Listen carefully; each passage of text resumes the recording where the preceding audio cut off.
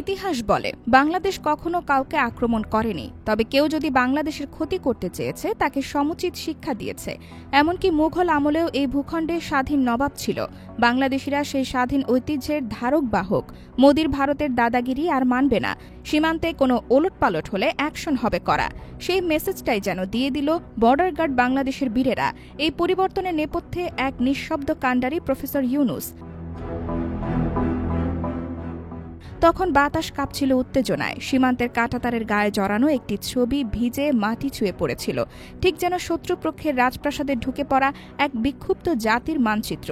সেই ছবিতে একজন ভারতীয় বিএসএফ জওয়ান হাঁটু গেড়ে মাথা নিচু করে বিজিবির এক জওয়ানের পা ধরে ক্ষমা চাইছে, আর সেটাই আগুন হয়ে ছড়িয়ে পড়ে গোটা বাংলাদেশে। ভিডিওটি এক মুহূর্তেই দাবানলের মতো ভাইরাল হয়। কে পাঠালো, কিভাবে এলো তা এখন আর গুরুত্বপূর্ণ নয়। গুরুত্বপূর্ণ ছিল প্রতীকটি। এই দৃশ্য যেন সময়ের বিরুদ্ধে লড়াই করে জয়ী হওয়া এক স্বাধীন আত্মার প্রতিধ্বনি। সীমান্তে যা ঘটেছিল তা হঠাৎ নয়, একটি দীর্ঘ লাঞ্ছনার ফলাফল।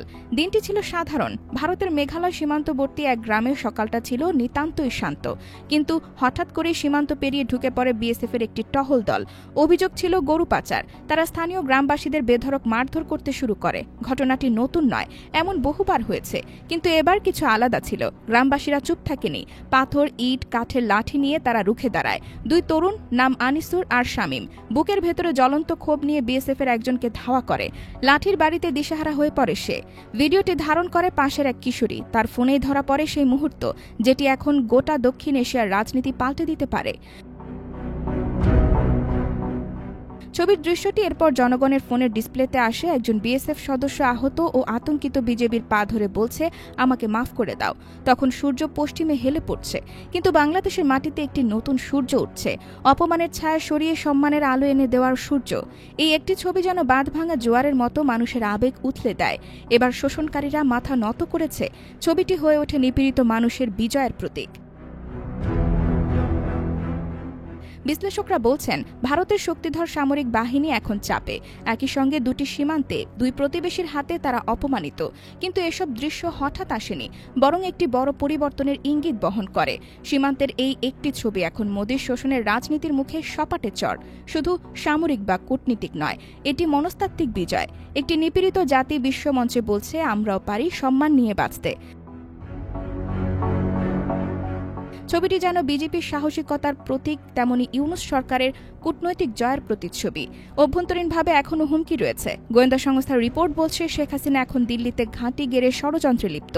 তিনি ভারতীয় গদি মিডিয়া ব্যবহার করে সরকারের বিরুদ্ধে প্রোপাগান্ডা ছড়াচ্ছে। বাংলাদেশের এই সাহসী পদক্ষেপ, বিএসএফ অপমানকাণ্ড, তাদের জন্য এক ভয়ানক বার্তা। বাংলাদেশের সীমান্তে গ্রামের তরুণদের হাতে তার বিএসএফ দৌড়ে পালাচ্ছে।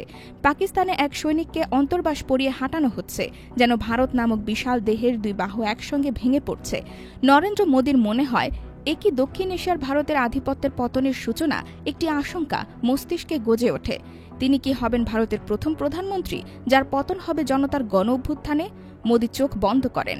বাইরে বাজ পড়ে, কিন্তু মনে হয় সেটি এখন খুব কাছ থেকে, ঠিক তার বুকের ভেতরে।